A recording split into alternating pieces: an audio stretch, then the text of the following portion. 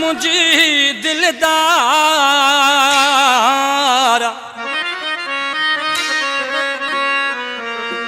अथी नालो अल्लाह जो धिके न कर धार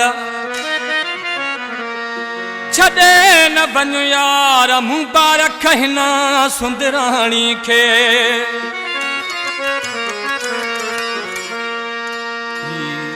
कलाम पसंद किया कंदकोट का फ़कीर बहादुर सुंदराणी ख़ास सरमाशाह वज़ीराबाद का बहराम महाराजी परवेज़ महाराजी ओ मुझी कबहर ते गुलार खीरो में मता उसका नज़ाकत गल गोढ़न सा तू धोवे मता मुखे पान खा दिले बर दूर न कर मुखे मरण जला मजबूर न कर मुखे पान खा दिल बर दूर न कर मुखे मरण ते तू मजबूर न कर मुझी कबर ते गुलार खीरो में मता गला गोढ़न सा तू धोवे मता मुखे पान खा दिल बर दूर न कर मुखे मरण ते तू मजबूर न कर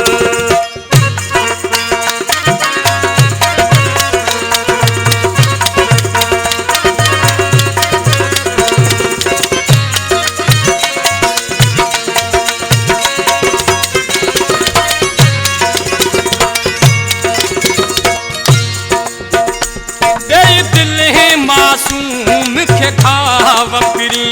एडी नफरत मुँह का छो तो करी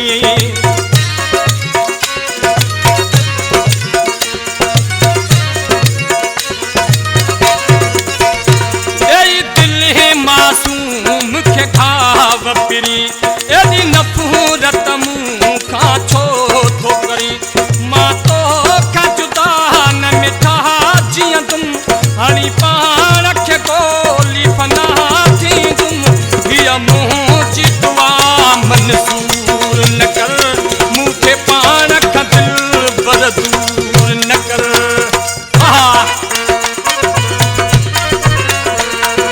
सदका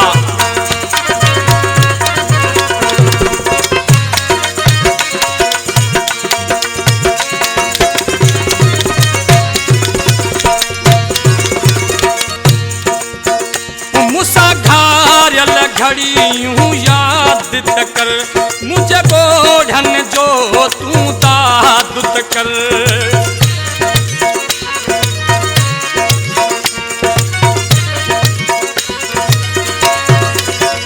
मुसा घायल घड़ियूं याद त कर मुझे गोढ़न जो तू दाद त कर पन पन थी मां बिखरी वेंदुम थी तो खबरे उजड़ी वेंदुम मुझे सूरन खे नासूर न कर मुखे पाण खां दिल बर दूर न कर अभी मौला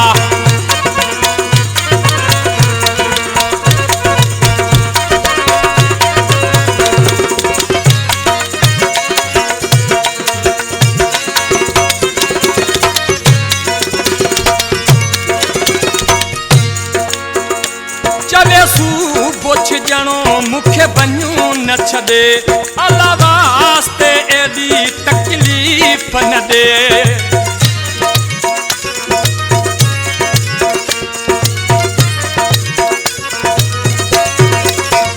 चले सू बोछ जणो मुखे बन्यू न छदे अल्लाह वास्ते एडी तकलीफ न दे बुध मुँह जी सदा इंसाफ तू कर जे पई भी खता मुखे माफ तू कर मुझे ख्वाबन खे चूर चूर न कर मुखे पाण खां दिल बर दूर न कर मुझी कबहर ते गुलार खीरो में मता गला गोढ़न सा तू धोवे मता मुखे पाण खां दिल बर दूर न कर मुखे पाण